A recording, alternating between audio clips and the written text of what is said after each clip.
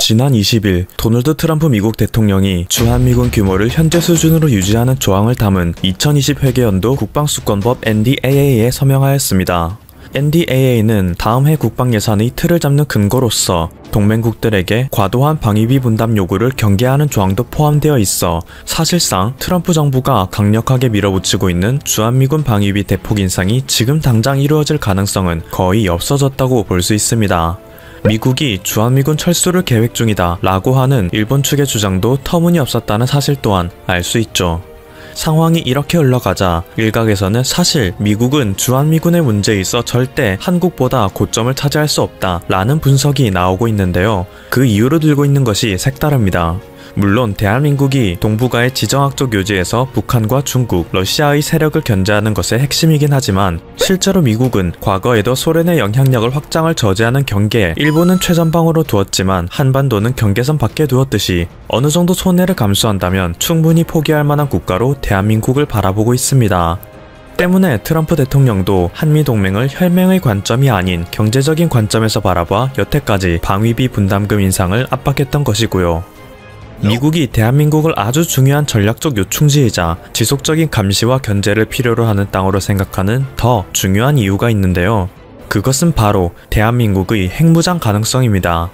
실제로 미국의 핵 군축학자인 퍼거슨이 2015년 발표한 퍼거슨 보고서에 따르면 한국 월성 원자력 발전소에 있는 폐연료봉을 재처리하면 플루토늄 26톤을 얻을 수 있는데 3-4개월 내에 지을 수 있는 재처리 공장만 지어낸다면 한국에서는 곧장 핵무기를 생산해낼 수 있다는 거죠.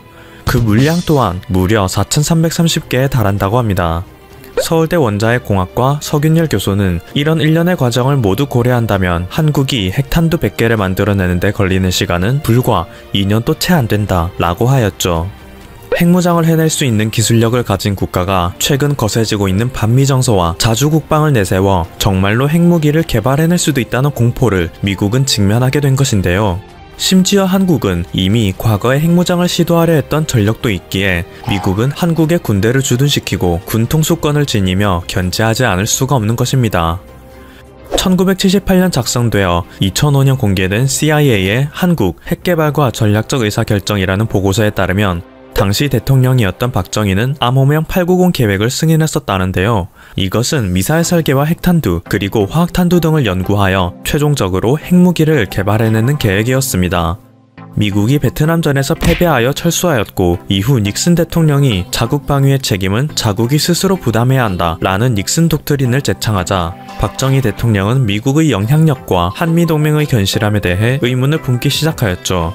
엎친 데 덮친 격으로 1971년 미국의 지미 카터 대통령이 한국에서 미7사단을 철수시키라고 하자 자주국방을 위해서라면 핵무장이 필수라고 느끼기 시작했습니다.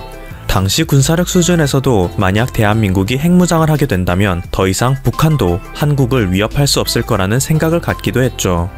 하지만 당시 평화주의자였던 미국의 지미 카터 대통령은 한국에서 핵무기는커녕 군비 증강을 하는 것조차 반대하였기에 대한민국은 어떻게든 미국에게 들키지 않게 비밀을 유지하며 독자적인 개발을 진행하였습니다. 보안사령부에서 마련한 안전가옥에서 모든 연구원이 숙식을 해결할 정도로 연구에 몰두한 결과 1970년대 중반 장거리 미사일인 배꼽 미사일 발사 시험에 성공하였는데요. 미국에서조차 당시 기술력으로는 사거리 100km가 넘어갈 시 공산 오차가 100m 이상으로 예상할 정도였는데 한국이 훨씬 높은 명중률로 독자 개발을 완수해버리자 깜짝 놀란 미국에서는 한국에게 개발 중지를 요구하였고 한국에게 핵시설과 기술 등을 판매하려고 하던 캐나다와 벨기에 등의 국가에도 압력을 가하기 시작했습니다. 철수하려던 주한미군을 그대로 한국에 주둔하기로 약속하고 팀스피리트라는 이름의 북한 견제 한미합동 군사훈련도 진행하는 등 청와대를 달래는 모습을 보이기도 했죠. 하지만 그럼에도 박정희 대통령은 핵무기 개발을 완수하려 하였고 1983년 개발 완수 및 발표를 목표로 하고 있었는데요. 이후 김재규의 총에 맞아 사망하였고 뒤이어 쿠데타를 통해 집권한 전두환 대통령이 미국으로부터의 정권 인정을 조건으로 약속한 핵무기 개발 연구 중단으로 인해 대한민국의 핵무장은 끝내 완수되지 못한 채 막을 내리고 말았습니다. 이렇게 한미동맹의 역사에서 주한미군은 공산주의 세력으로부터 대한민국을 보호하는 것뿐만 아니라 한국이 스스로 핵무장하는 것을 견제하기 위함이기도 한데 트럼프 대통령이 이런 역사를 알지 못한 채 주한미군이 한국을 압박할 수 있는 카드인 마냥 날뛰었습니다. 그런데 아니나 다를까 한국에서는 주한미군 철수를 외치고 자주국방과 핵무장을 외치기 시작하니 미국에서 뒤늦게 정신을 차리고 한 발 물러섰다는 것이 최근 미국의 주한미군 유지에 대한 분석입니다. 지금까지 퍼플튜브였습니다. 여러분의 구독과 좋아요 그리고 알림 설정은 컨텐츠 제작에 큰 힘이 됩니다. 2월 22일 미국이 2대밖에 없는 최첨단 정찰기입니다. 컴뱃 센터라고 하는 것을 일본 오키나와에 있는 가데나 기지로부터 서울 그리고 서해안, 인천 지역으로 보내서 정찰을 했습니다. 또 이와 동시에 조인트 스타즈라고 하는 또 정찰기도 서울 상공 그리고 서해안 지역으로 보내서 북한 지역을 사사치 훑었습니다. 자, 지난 2월 19일부터 20일, 21일, 22일 4일째 계속해서 미국이 한반도 상공에 최첨단 정찰기를 보내고 있습니다. 미국은 지난 설 연휴에도 아주 최첨단 정찰기를 보냈습니다. 거기 하워드 로렌젠함이라든지 코브라볼, 자, 이런 것들도 지금 일본에 배치해 두고 있습니다. 로렌젠함은 남한으로 보내서 정찰을 했고, 지금 만약에 대비해서 코브라볼은 지금 일본에 배치해 두고 있는 그런 상황입니다. 2월 22일 예상했던 대로 역시 컴뱃 센터가 한반도 상공으로 날아왔습니다. 이 컴뱃 센터는 다른 정찰기와 조금 성격이 다릅니다. 이 컴뱃 센터는 전략 정찰기다 이렇게 부릅니다. 실시간으로 정보를 수집해서 미국의 대통령과 국방장관이 바로 군사적인 결정을 내릴 수 있도록 종합적인 정보를 제공하는 그러한 지금 정찰기입니다. 지금 이 컴뱃 센터는 미국이 2대밖에 보유를 하고 있지 않습니다. 그 중에 한 대를 일본으로부터 직접 2월 22일 한국 상공으로 보내서 북한 지역을 사사치 훑었다고 하는 그 자체가 심상치를 않습니다. 그러니까 컴뱃 센터가 서울 그리고 이제 한국 상공으로 오고 있다고 하는 것은 북한 내부에 아주 심각한 도발 징후가 확인되고 있다는 사실입니다. 2월 19일, 21일, 19일은 리벳 조인트 정찰기죠. 그 다음에 20일은 조인트 스타즈, 그리고 21일은 미 해군의 에리스 정찰기가 이 지역을 훑고 갔습니다. 그러니까 이러한 정찰기가 정찰하고 난 다음에 북한 내부의 동향이 이상하다 하는 징후가 포착된 것으로 보입니다. 그러니까 미국이 2월 22일에는 급기야 컴뱃 센터라고 하는 전략 정찰기를 파견을 했습니다. 이 컴뱃 센터는 10km 상공을 날면서 정찰을 하고 비행기 곳곳에 지금 달려있는 첨단 센서를 통해서 수백 킬로미터 밖에 있는 그러한 물체를 탐지할 수 있습니다. 특히 북한이 지금 가지고 있는 이동식 발사대에 장착되어 있는 미사일, 그리고 또 미사일을 발사할 때 나오게 되는 그 신호 정보도 포착을 하도록 그렇게 되어 있습니다. 이 컴뱃 센터는 국가 차원의 전쟁이라든지 또 대규모 군사 작전이 있기 전에 보내는 그러한 정찰기로 알려져 있습니다. 2월 22일 같은 날 미국은 조인트 스타즈라고 하는 정찰기도 동시에 보냈습니다. 이 조인트 스타즈도 컴뱃 센터만큼이나 첨단의 정찰기입니다. 250km 밖에서 600개의 표적을 동시에 추적을 할 수 있습니다.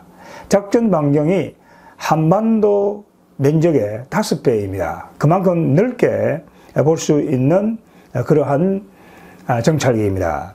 이동식 발사대 미사일은 물론이고 북한이 지금 휴전선 이북에 배치되고 있는 장사정포도 볼 수 있는 그러한 정찰기입니다.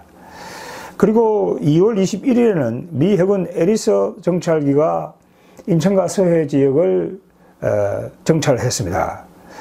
자, 이 에리스도 역시 미사일 발사 전후에 나오는 북한 군의 이 신호를 포착할 수 있습니다. 지금 북한은 동창리 지역, 거기에서 몇 년 전에 ICBM을 발사한 바가 있습니다. 그게 지금 눈이 많이 내려 있는데 워싱턴에 있는 38 로스라고 하는 연구기관이 찍은 그 인공위성 분석을 보게 되면은 그게 아주 말끔하게 치워져 있고, 김정은이가 지금 명령만 내린다고 한다면은 미사일을 언제든지 발사할 수 있는 그러한 지금 상황이다 하는 걸 알 수가 있습니다. 최근 김정은의 동향을 본다고 한다면은 굉장히 김정은의 상태가 불안정하다 이렇게 볼 수가 있습니다. 8차 조선노동당 대회, 그리고 한 달도 되지 않아서 북한에서 진행된 조선노동당 중앙위원회 전원회의를 본다고 한다면은 김정은의 이 정서 상태, 심리적인 상태가 북한 내부의 경제 사정이라든지 모든 것이 악화되고 있기 때문에 굉장히 불안정해지고 있다는 걸 알 수 있습니다. 김정은은 최근에 또 자기 자신의 생각을 계속 바꾸기도 하고 또 즉흥적으로 결정을 내리기도 합니다. 조선노동당 전원회의에서는 경제부장, 경제비서를 이렇게 세워가지고 책상을 치면서 그 비판을 하고 또 조용원도 내세워서 간부들을 회의석상에서 이렇게 세워서 비판하는 그 전례가 없는 일들이 일어나고 있습니다. 그만큼 북한 내부 사정이 김정은이가 자력 경쟁을 계속 고집함으로 해서 좋아지지 않고 있다고 하는 겁니다. 결코 북한이 자력 경쟁을 추구해서는 나아질 수가 없다고 하는 얘기죠. 그만큼 내부 위기가 심화되고 있다는 겁니다. 독재 국가에서 이 내부 위기가 심화된다고 할 경우에 선택할 수 있는 것은 결국은 도발밖에 없다고 하는 얘기죠. 한국에 대한 도발이라든지 이런 국지전을 통해서 내부의 단계를 도모하고 그 책임을 또 외부로 돌리는 그러한 지금 이 작전을 북한이 지금 구사할 수 있기 때문에 미국이 굉장히 긴장하고 있는 것으로 이렇게 보입니다. 자, 이렇게 연속적으로 미국의 정찰기들이 한반도 상공을 날아왔을 때가 2009년 12월 말입니다. 여러분 그때 아마 기억하실 겁니다. 김정은이가 미국에게 크리스마스 선물을 줄 것이다. 그렇게 협박을 했습니다. 그렇게 되니까 그때 하루에 미국의 정찰기가 4종류, 5종류가 왔었습니다. 자, 그때 왔던 정찰기가 이번에 온 조인트 스타즈라든지 그 다음에 리벳 조인트라든지 지금 현재 일본에 대기 중인 코브라볼 이런 것들이 왔습니다. 그런데 컴뱃 센터가 온 것은 매우 이례적이다. 우리가 이렇게 볼 수가 있습니다. 지금 북한의 사정을 본다고 한다면은 지금 북한은 한국이 3월 8일부터 지금 실시하는 한미연합 훈련을 명분 삼아서 도발의 그 기회를 노리고 있는 것으로 보입니다. 그리고 이 바이든 행정부가 지금 대북 정책을 재조정하고 있습니다. 이 재조정하고 있는 상황에서 김정은도 북한의 어떤 그러한 영향을 미치기 위해서 도발할 가능성이 굉장히 높다. 이런 판단을 미국이 한 것으로 보이고 계속해서 지금 4일째죠. 4일째 연속해서 첨단 정찰기를 보내고 있습니다. 오늘이 22일이니까 미국은 내일 또 계속해서 2월 달에 또 3월 초까지 정찰기를 한반도 상공에 띄울 것으로 이렇게 보입니다. 자, 지금 이러한 상황에 비추어 볼 때 한국과 미국과 일본이 안보 협력을 공고히 하는 것이 그 어느 때보다도 중요하다 하는 걸 우리가 알 수 있습니다. 자, 그런데 지금 문재인 정부를 본다고 한다면은 불안하기 그지 없습니다. 문재인 대통령이 지금 하는 말을 들어본다고 한다면은 왔다 갔다 하고 있죠. 그러니까 어제 한 이야기가 다르고 오늘 한 이야기가 대북 정책, 대일 정책에서도 완전히 다릅니다. 갈피를 잡지 못하고 있다 하는 것이죠. 그런 와중에 지금 미국이 컴뱃 센터라든지 조인트 스타즈라든지 이런 정찰기를 계속해서 보내고 있는 불안정한 상황이 계속되고 있다. 이렇게 볼 수 있습니다. 자, 그만큼 한국과 미국과 일본 사이의 군사적인 협력이 그 어느 때보다도 중요한 시점이다 하는 걸 알 수 있습니다. 근데 지금 문재인 정권의 그러한 소극적인 태도 때문에 3월 달에 진행되는 한미연합훈련을 하는 것도 거의 컴퓨터 게임에 불과한 그런 이 훈련으로 지금 전락하고 있는 그런 상황입니다.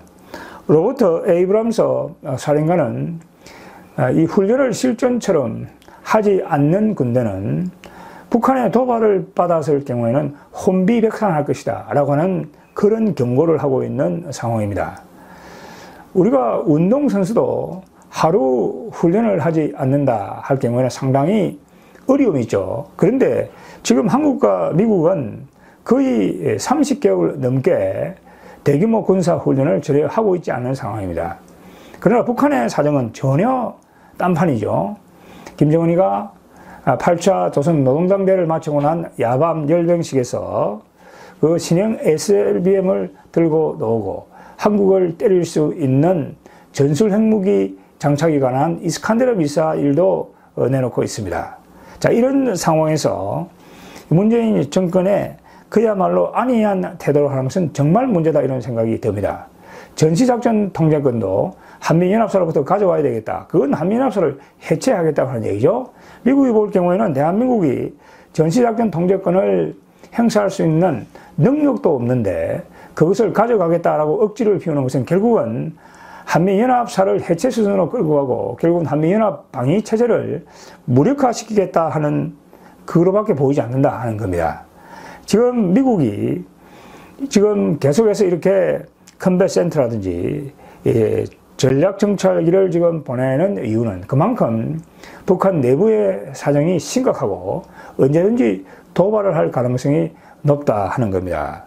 미국이 더욱 지금 우려하는 것은 미국과 중국 사이에 신냉전이 전개되고 있고 시진핑이가 남중국해라든지 대만이라든지 대만 해변에 동중국해에서 도발을 할 가능성도 매우 높지만은 미국이 더욱 우려하는 것은 시진핑이가 한반도에서 김정은의 등을 떠밀어서 여기에 국지전을 할 수 있다 하는 겁니다. 국지전을 할 수 있는 그런 우려 때문에 굉장히 지금 미국이 이런 정찰기를 보내서 신경을 곤두세우고 있다. 철저하게 북한 내부를 들여다보고 있다 하는 것을 우리가 알 수가 있습니다.